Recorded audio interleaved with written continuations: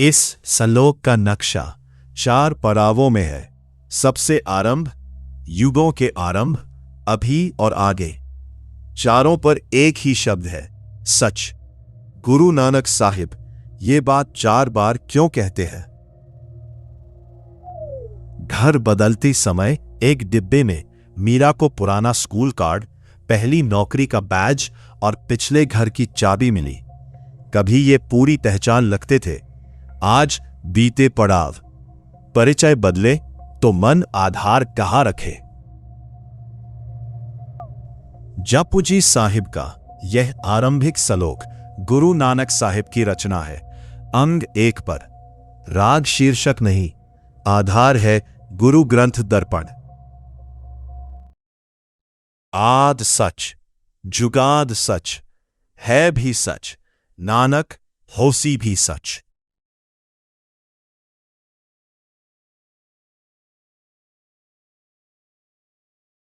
आद का अर्थ है आरंभ से।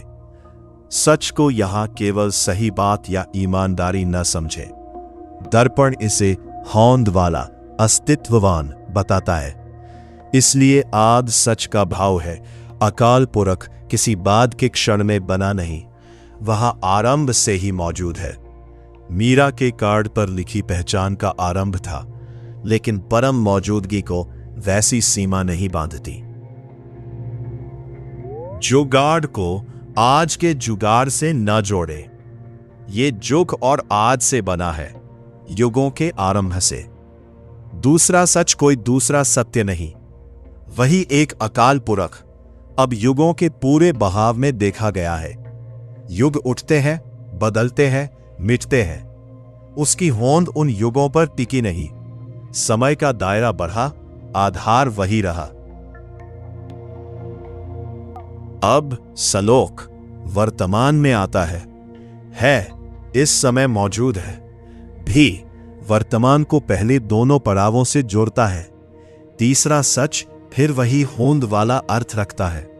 मीरा का घर बदल रहा है, सामान हट रहा है, बदलाव सचमुच हो रहा है। फिर भी वर्तमान खाली नहीं, बदलती परिस्थिति के बीच भी अकाल पुरख की मौजूदगी बनी है।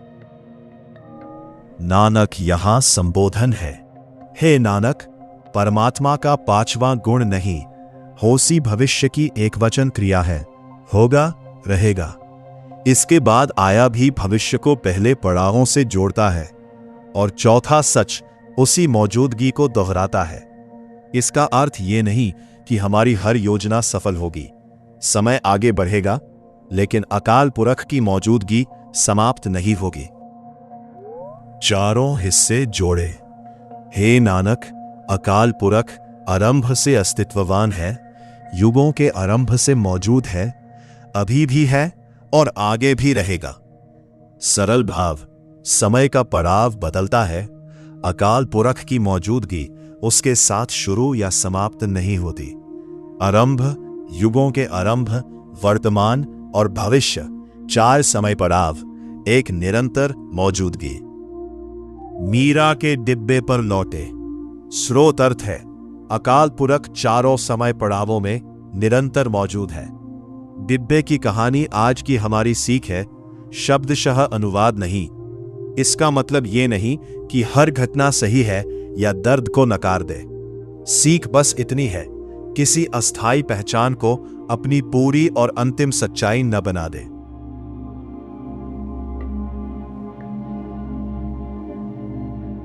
बदलाव हिलाए तो 3 सवाल। वास्तव में क्या बदला, तथ्य क्या है, और मन कौन सा अंतिम निष्कर्ष निकाल रहा है? आज का शांत, ईमानदार और जिम्मेदार अगला कदम क्या है? नतीजा तय नहीं होता, पर अगला कदम साफ दिखता है। 4 समय, 1 मौजूदगी। अब प्रश्न, सचियारा कैसे बने? उत्तर, पहली पौड़ी,